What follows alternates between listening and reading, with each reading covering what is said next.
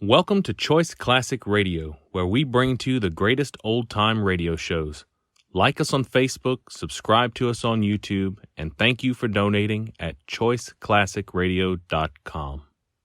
And now, Roma Wines, R-O-M-A, made in California for enjoyment throughout the world. Roma Wines presents Suspense. Tonight, Roma Wines bring you Mr. John Lund as star of A Plain Case of Murder, a suspense play produced, edited, and directed for Roma Wines by William Spear. Suspense, radio's outstanding theater of thrills, is presented for your enjoyment by Roma Wines. That's R-O-M-A, Roma Wines. Those excellent California wines that can add so much pleasantness to the way you live, to your happiness in entertaining guests, to your enjoyment of everyday meals. Yes, right now, a glassful would be very pleasant, as Roma Wines bring you the young actor who has just made such an auspicious screen debut in the Paramount picture, To Each His Own. John Lund appears as Randy, with Kathy Lewis as Marion, in tonight's tale of Suspense. How are you feeling now, Judson? Lousy. You the doctor? That's right. Who are those other two guys? They're from the district attorney's office. Huh. Suppose I might have known. First thing I opened my eyes, I'd see those vultures hovering around. You suppose right, all right. Gonna tell us about it? Why should I? Just to keep the record straight and save us a lot of trouble. And you've got nothing to lose. How do you figure that? Because they're gonna carry you out of here with a sheet over your face before morning. Is that right, Doc? Afraid that's right. Okay. Take this down, Scotty. Gotcha. You can call it a plain case of murder. Spelled P-L-A-N-E. I make joke. Get it? Yeah. Very, very funny.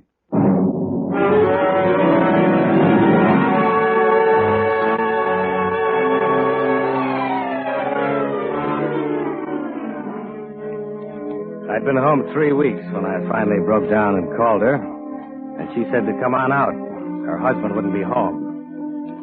It's funny. I'd already met Dorothy, but I called Marion anyway. Maybe I was crazy with hate even then. Maybe it was what I'd been through. Stuck in one of those civilian concentration camps out in the Philippines for 3 long years. And all the time dreaming about Marion. Making up endless little scenes about how happy I was going to be when it was all over with Marion. Till it seemed that all I was living and fighting for was Marion. The whole war was just for Marion. And then to come back and find she's married to this other guy. Something like that'll do things to you, no matter how good you are. And so, when she told me to come out, I went. Why? A sort of horrible fascination, I suppose, to see it with my own eyes. Because I already knew from everything I'd heard that she'd married the guy for his money. And that the Marion I'd been dreaming about all those years was just another cheap little gold digger. I went up to the big front door and rang the bell. She must have seen me coming up the drive. Because there she was right away to let me in herself. My dream girl, Marion. Randy. Hello, Marion. Hello, Randy. You mind if I come in? Of course not. Come on in here. It's a little more private. What do we need to be private about? Oh, I thought we'd like to have a little talk. Sure. Let's have a little talk. Oh, Randy, please don't be bitter. Don't you see I couldn't help it? Ed's such a wonderful person. I know you'll like him. I can see why you like him. No, Randy, it's nothing like that. I thought you were dead, and then Ed came along, and, well, we fell in love, that's all. A person can't help falling in love, can they? You never tried to find out how dead I was, though, did you? Oh, Randy, I did. I tried every way there was. I checked on that. There's no record that you ever tried. But I did. I swear I did. Okay, skip it. It's really a lovely place you've got here. Yes, isn't it? You can see the property better from over here. Ed owns all this part of the valley, clear over to those trees. You can see him up against the mountain. You see him? Uh-huh. What's he do with it all? Oh, nothing much. You see, Ed's real business is cattle. Of course, this isn't cattle country. He's visiting one of his cattle ranches now. Oh. He away quite a lot? Yes. Randy, tell me about you. I saw in the papers the big welcome they gave you and all you'd done out there. It must have been awful. Wasn't fun. Well, what are you doing now? Well, in a way, you know, a thing like that almost pays off. Pays off? Uh-huh. All that hero business. You know, I was out there for a commercial aircraft company, selling private planes to sugar growers and gold miners and so on. Yeah. Well, the first thing that happens is that the company makes me vice president in charge of sales. $75,000 a year. $75,000? Uh-huh. And then the movies want to do my life story. And they discover that I've got such great executive ability, they make me a part-time producer. Another $50,000. Then, of course, a percentage of the picture and the story price itself will come to, about another $250,000. Why, Randy. And then, through contacts in the aircraft business, I run into some guys in the oil game, and that pays off. I don't know. I figure I'll be able to retire in 3 or 4 years with a cool $1 million. Oh, make more, of course, if I wanted to stick to it. But why be a hog? Why, Randy, that's wonderful. I never dreamed. Right then and there, I knew I had her.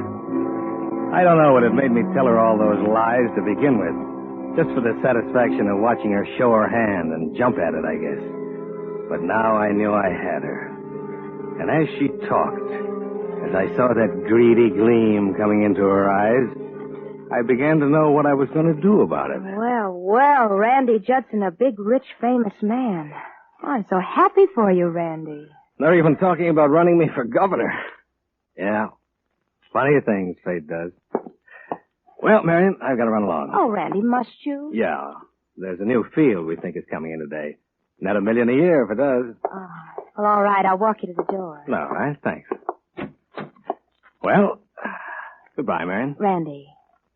What? Don't you want to kiss me goodbye? You know I do, Marion.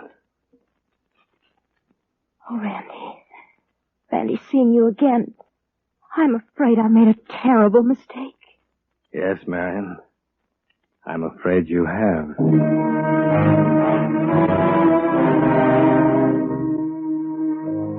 I was pretty sure after that all I had to do was wait. There was some truth in what I told her. About 2%. I had been a salesman for a commercial aircraft company, and I still was. And I had a little money, enough to look the part of the big executive when I was around Marion anyway. And of course it had to be secret, not only because of Dorothy and of Marion's husband, but because of what I had figured out for later. But as the weeks went by, I saw her all right. I saw a lot of her and waited. And I didn't have to wait too long. Oh, Randy, I love you so much. I know you do, baby. Randy, what are we going to do? I don't know, Marion. Oh, there must be something we can do. Divorce? Oh, he'd never give me a divorce, you know that. Never. Yeah. It's just one of those things, I guess. Oh, Randy, I can't go on like this. Something's got to happen. Nothing's going to happen, Marion. It could. What could? Something, anything. Just so I could be free and be with you. There's only one thing that would do us any good. Things like that do happen. If somebody makes them happen. You want to kill him. Randy, I know it's terrible. I just know it's wicked to even think of such a thing. But you do. Yes. What's stopping you? Oh, I'm afraid. Alone. You mean you want to kill him, but you want me to help you to kill him? Yes. Yes. Yes!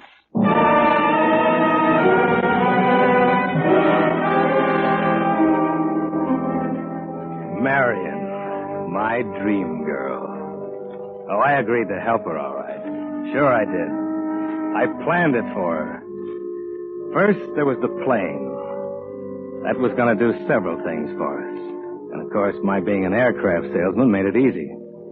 Marion suddenly became interested in aviation. She began reading about it, hanging around the airports.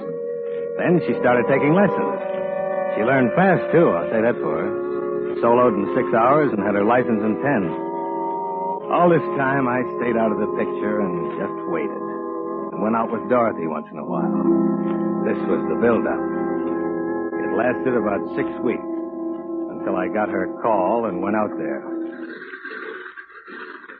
My name is Judson, Mr. Dunham. Oh, how do you do? I've certainly been hearing a lot about your product lately. Oh, by the way, this is my wife. Mrs. Dunham? How do you do, Mr. Judson? Oh, my, she really is a beauty. It's a two-place job, you see. Plenty of room in the fuselage for baggage. Uh-huh. 150 horsepower engine, variable prop. She'll cruise at nearly 150, and yet her landing speed isn't much more than 45. And, of course, she has flaps for low-speed landing. Uh-huh. I'm really sincere when I say that you can't match her anywhere near in the price field. Well, I don't know much about it, but if that's what Marion wants... Oh, Ed, you're a darling. Well, that's the way we like to make a sale. How about a little spin? Oh, I don't know. Oh, go on, Ed. You gotta begin sometime. Just Come around on. the field. Oh, by the way, you've got practically a perfect natural landing field here. Yeah. Have to put up a hangar, I suppose. Ah, that won't run you much. Climb in. Well, I'll wait right here for you, dear. There you are. You keep out of the way now, Marion. I will. Oh, by the way, before I take you up, here's a release you have to sign. Just a formality. Oh? There's 3 copies. One for me as the pilot, one for the company, and one for the Bureau of Civilian Aeronautics. Uh-huh. Where do I sign? Oh, anywhere at the bottom there. Uh-huh. Okay. That's fine. Thank you, Mr. Dunham.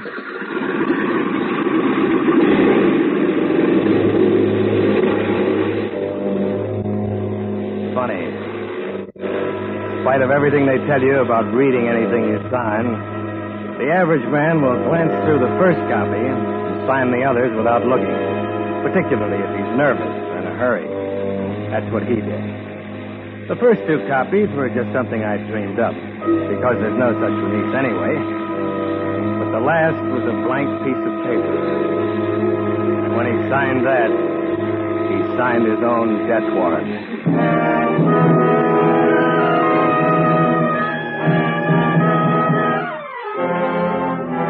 For Suspense, Roma Wines are bringing you John Lund with Kathy Lewis in A Plain Case of Murder, a radio play by Robert L. Richards. Roma Wines' presentation tonight in radio's outstanding theater of thrills, Suspense.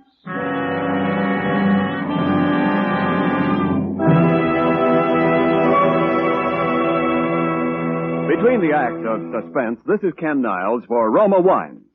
Next week is National Wine Week, and throughout California, gay festivals will mark the occasion, celebrating the vintage from which will come another taste treasure of fine Roma wines. For this year, as always, Roma master vintners are choosing the choicest grapes of California's richest vineyards to bring you better tasting wine. With unmatched skill and the world's finest winemaking resources, Roma vintners patiently, unhurriedly guide this vast grape treasure to tempting taste perfection. Then, along with Roma wines of years before, this abundance of taste richness awaits selection from the world's greatest wine reserves for your pleasure. The result is finer taste, always, in every Roma California wine, be it sherry, port, muscatel, burgundy, or sauterne. That's why more Americans enjoy Roma than any other wine. Let Roma wine add pleasantness and good taste to your living. Tomorrow, enjoy Roma, R-O-M-A. Roma wine, largest selling wine in all history. And now Roma Wines bring back to our Hollywood soundstage John Lund as Randy Judson, with Kathy Lewis as Marion Dunham in A Plain Case of Murder, a tale well calculated to keep you in suspense.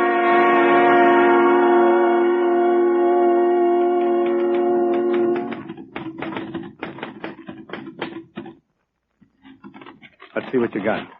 Here. To whom it may concern, I can give no reason for what I am about to do, and I pray to heaven the reason will never come to light. But it is the only way. To my loving wife, particularly, I know this will come as a great shock, but at least I can leave her amply provided for. Goodbye, and Edward Dunham. Uh-huh. You sure he is leaving you amply provided for? It would look bad I took care of that some time ago. What about the typewriter? There's no question but what it'll be He identified writes as his. stuff on it all the time. He's had it for years. Oh. You want me to keep this, or will you? No, I'll keep it. All right, doesn't matter. You're positive the gun is registered in his name? Yes. And he'll be alone tonight? Yes, we've been through all this. I know. But I don't want any mistakes. This is no penny ante. Now, you got your reservations? Yeah, I checked again this morning. Okay. Now, you better leave in plenty of time. You want to be sure and make Phoenix before that little airport closes down. I know. I'll come down back of the house tonight a little beforehand, say 12:45. Be sure you don't use any throttle coming in. A long glide. Cut your motor as far out as you can. Yeah, I will. I'll be on time. You've got to get back to Phoenix before daylight. And when you put through that call to me, lay it on thick. I will. And don't worry. I'm not worried. No, I don't think you are.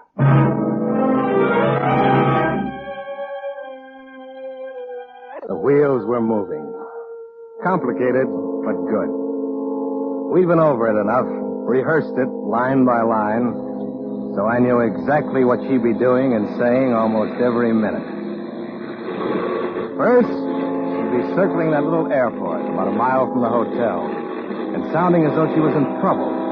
A little trick of thinning out the mixture that I'd showed her. And then she'd be coming in for a landing, taxiing over to the hangar. That would be a little before 5. Hey, sounds like she's acting up on you, huh? Yeah, she is. I didn't think I was going to make it. Oh, carburation maybe. Exhaust valve sticking, I think. Yeah, that could be it, all right. Yeah. Thanks. Hey, you staying in Phoenix? For a few days. Can I leave it here? Oh, sure. Tomorrow, first thing, I'll get a man. No, I'm going to get the man down here who sold it to me. I've only flown it about 8 hours. Oh, gee, it shouldn't be doing that. I'll say it shouldn't. Is there anybody here at night? No, I'm sorry, ma'am. I come on again at 8 in the morning. Well, he may be down here before that, because I'm going to get him out of bed if it's the last thing I do. It's a brand new $6,500 airplane. Oh, I don't blame you. Well, in case you're out here before I am, I'll give you the key to the shop, so if there's anything you need... Thanks. Don't bother now. Just send it around the hotel. Okay. Where are you staying? Desert Inn, Mrs. Marion Dunham.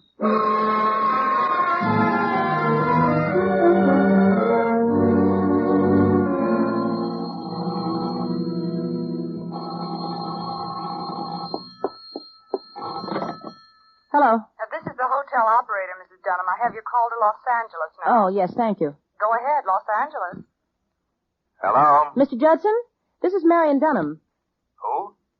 Oh, how do you do, Mrs. Dunham? I don't do so well, Mr. Judson. In fact, if you ask me, I'm lucky to be alive. What? I'm mad, Mr. Judson. I think I've got a right to be. I started out for Phoenix today in that airplane you sold me. I just barely made it. I don't see why a brand new $6,500 airplane could possibly... Well, I can't understand it, Mrs. Dunham. What seemed to be the trouble? Well, an exhaust valve or two just burned up, apparently. Plane's absolutely useless to me in the condition it's in now. I doubt if it'd even get off the ground. Oh, I quite understand, Mrs. Dunham. I'll send a man down I don't want first just thing. a man. I think you ought to come down here and look at it yourself, Mr. Judson. I should come.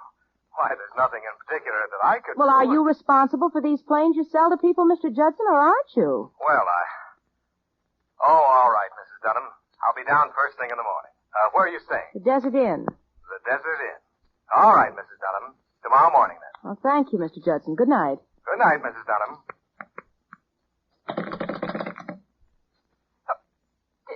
Did you get your call to Los Angeles, Mrs. Dunham? Yes, thank you. But is the doctor on his way up here? Oh, never mind. Never mind. That must be him. Thank you. Come in.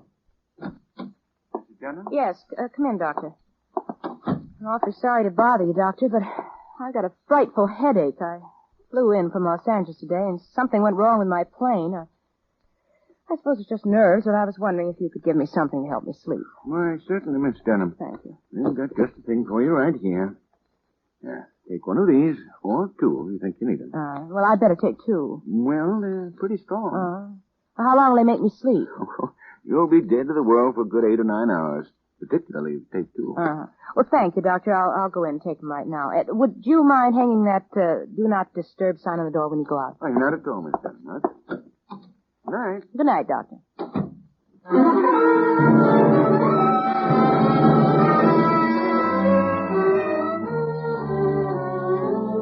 I was at the field back of our house a little ahead of time. And I had a little bottle of chloroform in my pocket. Oh, the plan was all right. Like I say, it was perfect. But it was just a little bit too perfect for Marion. Because when they found her lying there beside the corpse, every one of those little steps she'd taken to give herself an alibi would prove that she'd planned it, premeditated, Murder in the first degree. They'd say it went wrong only because her husband managed to knock her cold before he died. The suicide note? There wouldn't be any. I'd see to that. And I'd even be a witness against her. Because instead of flying down to Phoenix with a couple of burned valves in my pocket to support her alibi, I'd fly down there and find there wasn't any plane or any Marion. And when she started that last walk to the gas chamber, maybe she'd begin to realize what I'd been through. My dream girl. I knew she'd sneaked out of the hotel a good 2 hours ago. And sure enough, I heard the motor. Then I heard her cut it.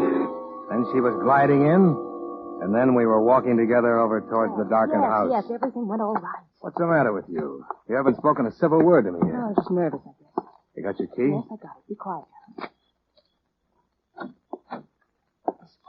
It's dark. I got a flash. No. Knock something over. Who's there? Walk him.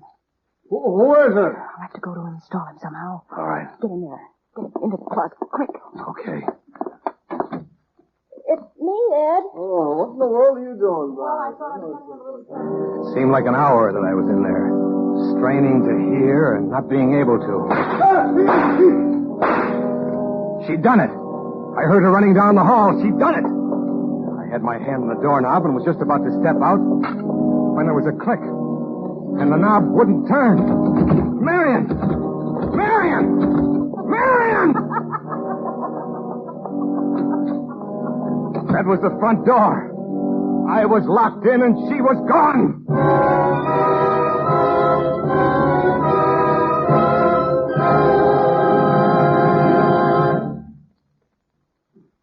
For a moment, I almost fainted. Because I could see just how she'd planned it. Just what I'd planned to do to her. She'd fly back to Phoenix and then put in a call to her husband on some pretext, and she wouldn't get any answer, and pretend to be worried and call the cops. And they'd find me.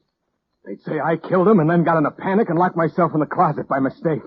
It was a spring lock, and it could happen. The door was solid. Oak, at least 2 inches thick. I went frantically through my pockets for something to work in the lock with. It was no good. But I did find my pocket knife. There was just one chance. I had about 3 hours to whittle a hole through that door big enough for me to get my hand through. I went to work. 10 minutes, my clothes were wringing wet. In 20 minutes, I thought I was going to die of exhaustion. And I'd hardly begun. Somehow, I kept going. Then the knife blade broke. I was almost crying. I opened the small blade and kept on. My hand was raw with broken blisters. The second blade broke. I kept on with the stump of the big one. Hours passed, it seemed. And then, at last, I was through. But the hole wasn't big enough yet. More hours.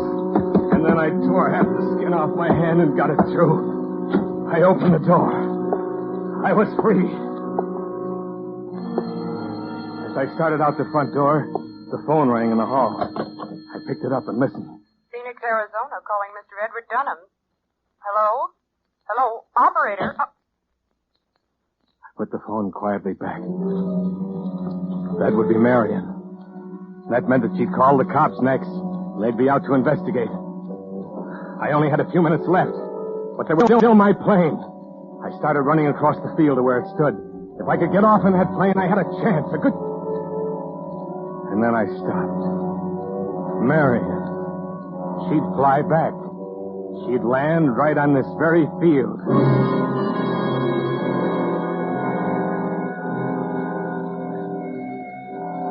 Sure enough, in about 20 minutes, the cops came.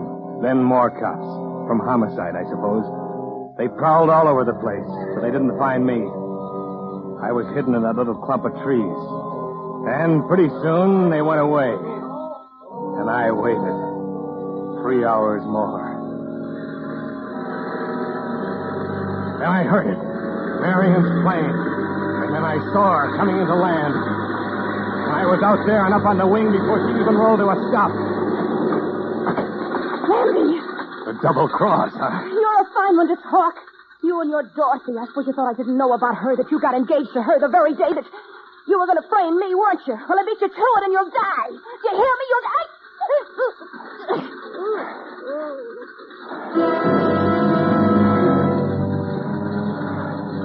She was dead when I let go of her. My dream girl. I had to get out of there. The cops had seen her land. They must have seen me, too. Because they were running out on the field and began shooting as I took off. But something was wrong. Maybe Marion had even figured on this. I don't know. I remember fighting to pull it up, and then those trees coming at me. And the crash, and the fire.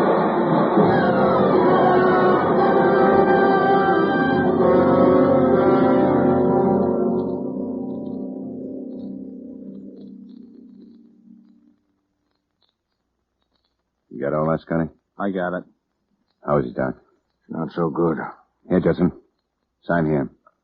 Sure. I'll sign. Hurry up, sign it. Sign. Hey, Doc. He's gone. Dead, huh? Dead. Fine thing. I got a confession and no one to sign it. What's the difference?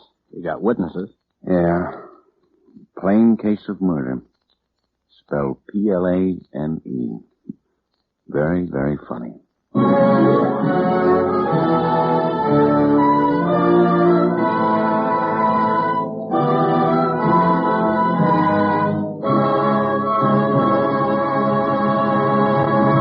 Suspense, presented by Roma Wines, R-O-M-A, made in California for enjoyment throughout the world. And now this is Ken Niles bringing you back to our Suspense microphone, our star of the evening, John Lund. John, may we all congratulate you on a swell job of acting. And may I, too, offer you the thanks of the Roma Wine Company with this gift basket of Roma wine. Oh, thanks a lot, Ken. And my thanks to Roma for the basket. You know, at this point, I should be able to ad-lib an immortal line about wine. But all I can think of is a jug of wine, a loaf of bread, and now. And I don't recall whether Omar Khayyam specified Roma wine or not. Well, John, if Omar were living today, I'm sure he would specify Roma. Because for both host and guest, there's real pleasure in the tempting nut-like taste of Roma California sherry. Golden amber Roma sherry assures tasteful, gracious hospitality for the party giver, satisfying enjoyment for guests.